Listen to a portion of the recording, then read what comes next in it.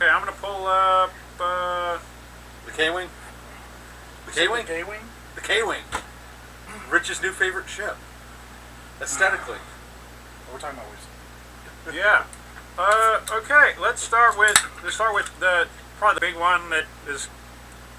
I'd say it'll see the most play, but there's some other good stuff. But the Houndstooth, Bosk's card ability is pretty awesome. I'd say, especially with like calculation or a mangler cannon. His card, I can tell you what his card does, but I'm trying to find the actual text so I don't. It turns the crit into 2 bugger it up. Yes, I know. I mean, I know what it does, but it's after you perform an attack that hits, you may cancel 1 crit result to turn it into 2 hit results. That means you get a crit. It's always a direct hit. Chewbacca laughs. Or, I mean, no, he laughs at Chewbacca. Chewbacca cries. Yeah, Chewbacca weeps violently.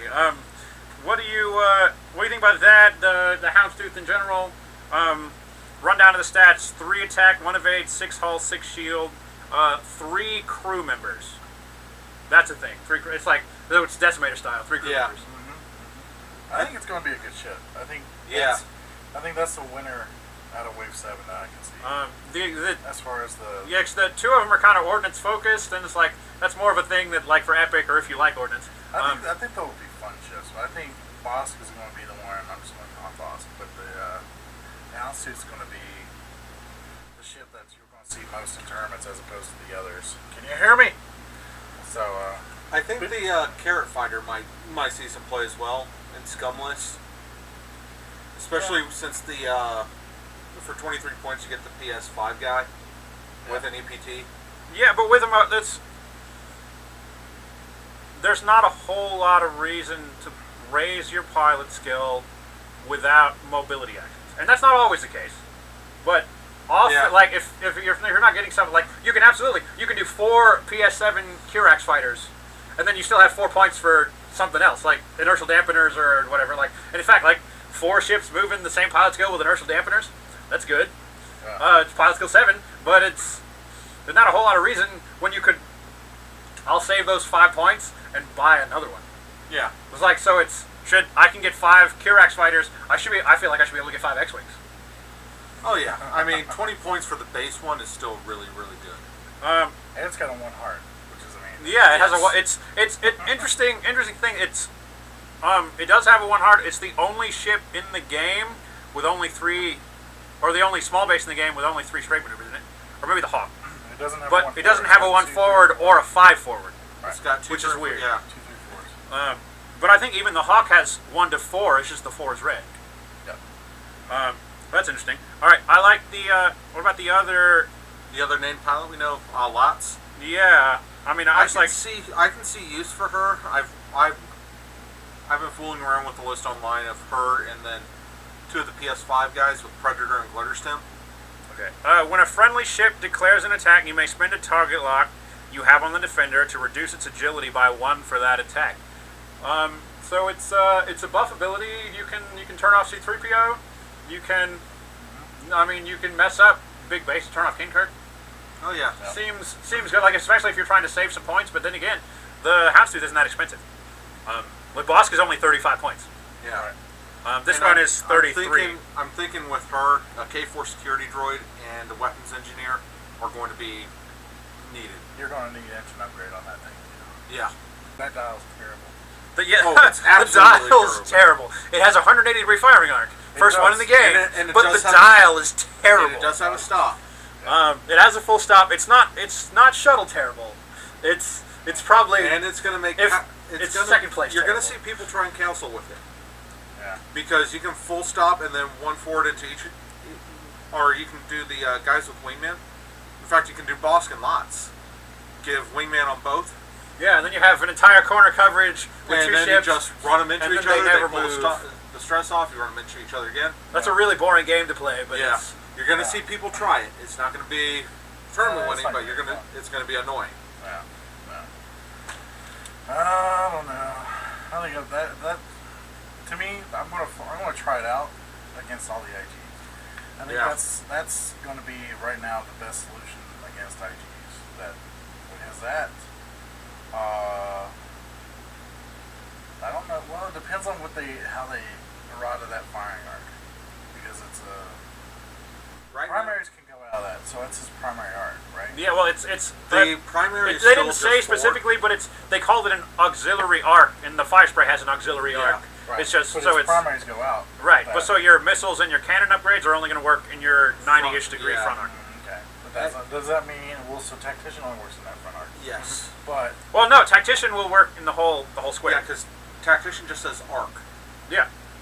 Yeah, but tactician doesn't work. Tactician works out of the back of the fire spray. It doesn't work in 360 degrees. It does not work 360. It works out of the back of the fire spray. Yeah. Right. Because the 360 is technically not a printed arc. Yeah. Yeah.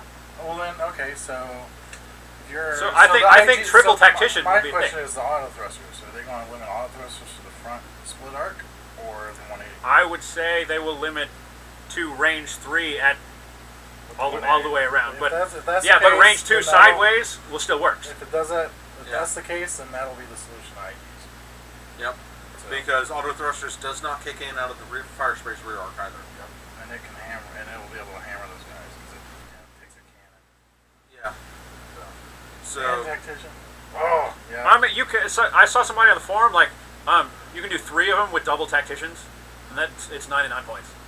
Yep. Yeah. And it's like, and the range band for tactician is huge. Yeah. Okay. Other. Well, I think we're going to see more stress. Yeah. Coming One thing yes, it doesn't have. Yes, Gojo, that is lame and taking advantage of the game rules, but I guarantee we'll see some people trying it.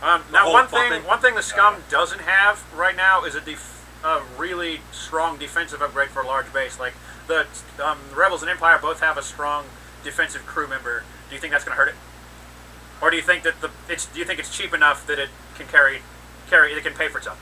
Well, it's kind of an evade dice. Yeah. It has a fair. So I mean, so does It's got the same Han Solo. shields and stuff as it's the It's the same total hit points as a Falcon. one fewer. Falcon's 13. So, I mean, it'll hurt it, but I don't know, man. The Scum to me is a swarm faction right now. Yeah. And it's going to be, I think you're going to see Boss with a bunch of pirates. Yeah. I'm seeing banana pirate escorts. And the whole, the pup thing, that's going to be interesting. The pup is going to be interesting. I'm curious. I don't think it's going to be a tournament thing. No, because it's going to interact with MOV in a very weird way. They probably won't you're just going to play a 9 it's going to make it so you're new to yourself and play a 94-point list. I'm almost positive they're going to say you kill the big ship. And then you get all the points. You get those points. So it's, I mean, and then they can kill you, and then it's a draw. Yeah. That's how that's going to work. That said, I don't see the National Pup being worth. I don't see the title being worth it on Bosk actually. It's a lot. On Bosk, I don't know. I think I see it being worth it on Lats. Yeah, Lats her ability could be good to have a Z95 and it's it might not be worth any points, but it's really annoying me. Yeah. Because it just target locks onto you, and guess what? I do like the Bosk crew member. It's like a super fire control system. You get stressed, but you also get it says you must take a focus token and acquire a target lock on the defender. Yeah. So it pairs really nicely with Gunner. Yeah. And it's cheap. It's only 2 points. Okay, we already mentioned the Kirax, but let's bring up first of all, this Taliban Cobra is a ridiculous name, and it's really unfortunate. It's a great name. Yeah. But his ability's pretty good. It's oh yeah, being able to throw 5 dice. Yeah, at range 5 dice 1, at range 1. Defend with 4 dice at range 3, unless you're against a cannon. Yeah. And cannons are really popular right now. And they should be because they're good. But other weird thing. Oh, the glitter stem. Glitter stem is an inertial or is an illicit upgrade. Yeah, it's a one shot that works on. It's a focus for every time you roll dice that turn. It's really good. Like I want to run that on like Nadru with cluster missiles, or you put it on Talonbane or Nadru with cluster missiles and Boba Fett. Yeah. You need someone with Gunner though. Yeah. We roll twice. Yeah. And we were like, oh, that's not Boba Fett with Gunner and glitter stem. So it's it's either it makes if you get multiple attacks you get super attacks, or you find yourself with 5 Z95s looking at you, and then you can just soak a bunch of damage. I know Corn Horn is like, man, I wish I could have that. Why did I come back? The other Kirax fighter is okay. Graz the Hunter, when defending, if the attacker is inside your firing arc, roll 1 additional defense die. That's okay. I mean, it's like he's all right. He'll be a little bit better against turrets. Jouster, but who jousts anymore? I mean, but he can give an engine upgrade and he can chase Han and get an extra die. Or he can predictively chase Han, but then Han can boost or whatever. It's okay. I mean, yeah, there's a PS5 with an EPT. You can get 4 of them at PS7. I really don't know if that's worth taking over just 5 PS2s. Yeah. I would. Like if I could predict one, like if I was gonna play like Corn and Dash, that's what I would think. Yeah. Yeah. Maybe like then you can mow down Dash pretty easily, and then you're still stuck with the Corn, but still. Or you can give them initial dampeners or put engine upgrade on one of them. One turn. Yeah, he doesn't have one turn. He can't slow down unless you fly by anymore. No. That said, lightning reflexes. I'm actually kind of liking that one. I think that's a needed card. Yeah, it's only a one-shot, but... Yes, I'll get the official text here. Lightning reflexes, small ship only for 1 point. After you execute a white or green maneuver on your dial, you may discard this card to rotate your ship 180 degrees, then receive 1 stress token after the check pilot stress step. Looks like we got some comments going right now. Yeah, shut up and read comments. Steals her focus and help with Tyler is going to be the... Yeah, Lats is a great support ship. And it's something that Scum doesn't have a lot of. Like, they have some debuff abilities, but they don't have anything that helps allies directly. Yeah. So that's good. Like, there's Sarisu, but she, like, the M3A is kind of bad. Nobody plays that. Yeah. It's just like, it's okay, it's just too expensive. If the M3A had boost instead of barrel roll? If it had... No, I think I like the barrel roll, but if it had a 1 forward. Yeah. It needs to be 1 point less than a 1 forward on it. If you had those 1 less, you need to run 5 of them. I really like lightning reflexes. I mean, that's a good card. Oh, I got 2 points left. I'll throw on one of these, and I still have initiative, or something like that. So it's or defender. Hey, I'm 4K. No, I'm not. You're right. All right, I didn't even realize that. It's like, okay, so your defender can do a white 4K turn, and then immediately spin lightning reflexes to go 4 straight. That's hilarious. I didn't even think about that. If you need to change your mind from your 4K, like, he didn't do what I thought he was going to do, you can just stay there. It becomes stressful. There's also some debate against, like, after the check pilot stress step. All that means is that if it was a green maneuver, if it happened... People misunderstand this. Yeah. The check pilot stress step only happens after maneuvers. That is in the rule book. That's when it happens. Well, no, yeah, exactly. But so every time a maneuver happens, that's... But if you were to do this and then turn around and then take a stress, if it happened immediately after the maneuver, before the check pilot stress step, that stress would go away. That's why it says after the check pilot stress step. Right. And people were saying, oh, that means you get an action. You don't actually get an action after this.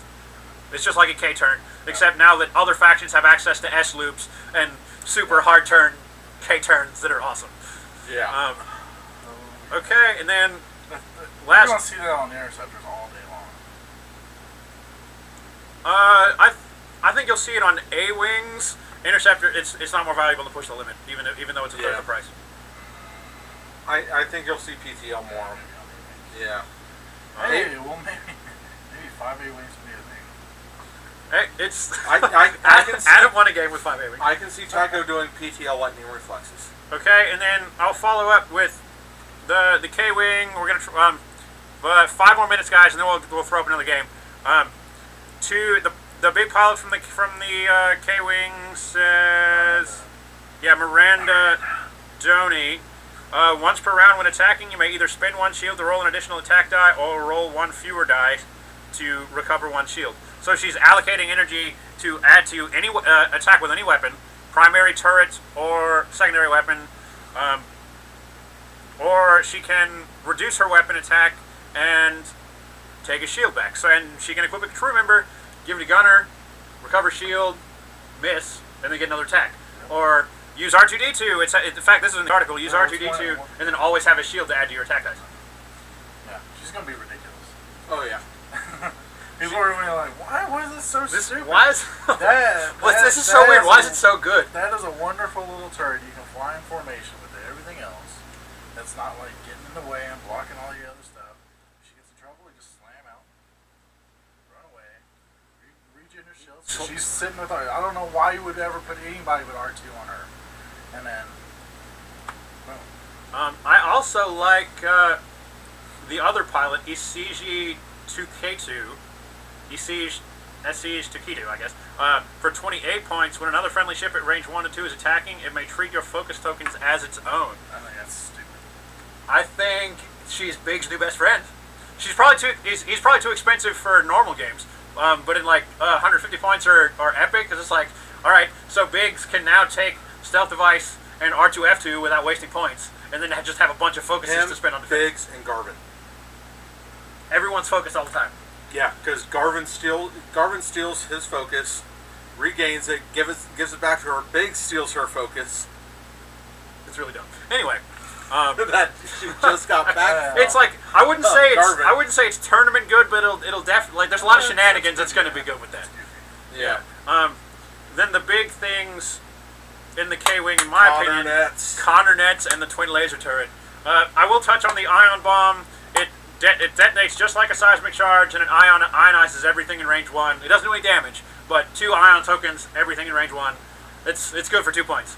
But yeah, tell us about the Connor net, Spalmer. Those Connor nets are going to be the bane of big ships. I mean, I think you're going to start 1 damage and 1 ion, right? 1 damage and 2 ion. 1 damage and 2 ion. Yeah. It's not my thing. What I think is weird about it is it comes out vertically.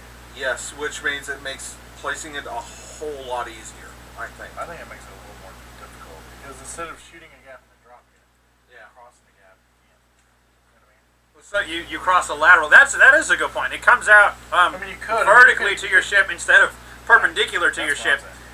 Yeah. So it's instead, you could throw it out and it could be like a T and make a wider path for somebody who's chasing you, but instead it makes a long path for someone who's flanking you. So that's an interesting thing. When this bomb token detonates, the ship that moved through or overlapped this token suffers 1 damage, receives 2 ion tokens, and skips its perform action step. So it just it locks them down. That's pretty good. Yeah. It's not quite as good if it's against someone who's already moved, because they would have already had an action. But right. I mean, hey, they still get an ion token for next turn. Yeah, that's true. Yeah, it's definitely one of those lay the trap kind of things. It's great. I'm sorry. That's definitely good to have on like a K-Wing that can slam away from somebody.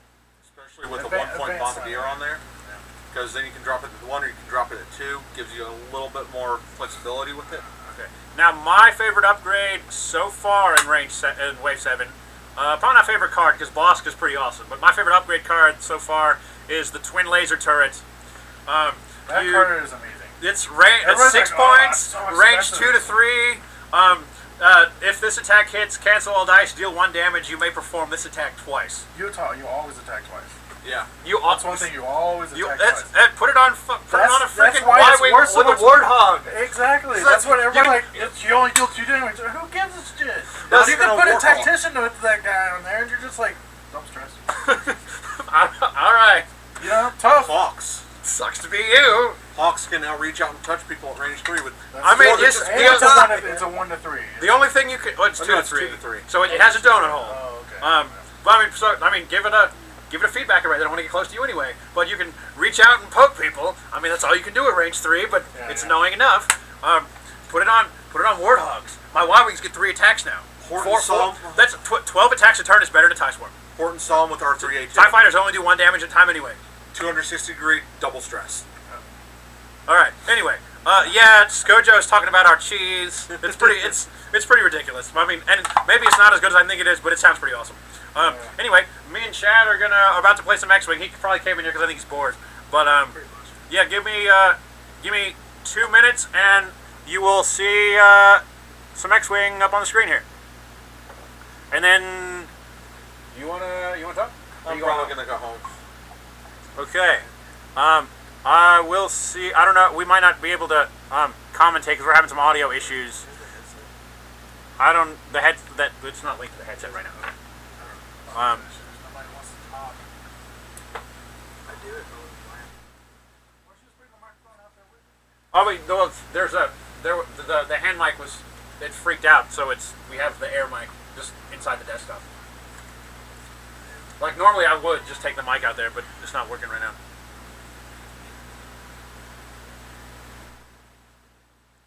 Rich, would you have replaced blaster turret with twin laser turret on Torco Mux if it was out? If everything in LC list was the same, like assuming you fit the points, I don't know. Rich is like hell yes. Oh yeah. Oh yeah, because he's not the damage dealer anyway, and when he's taking the shots, he's like. And if he stays close to disease, they can defend him with feedback arrays. Primary. But my primary, Torko's good with his primary. He did one. I killed off the last Z. Oh yeah, he won a match the other day with a primary weapon from. It doesn't do oh, here's the headset. I'll see if the headset works. I don't think it will though. It almost scared me that one time. I was like, oh, one hit, I'm blank. Oh shit. That's why I did with Jesse. I was like, okay, primary or Torko hit. He's like, no big deal. Shit.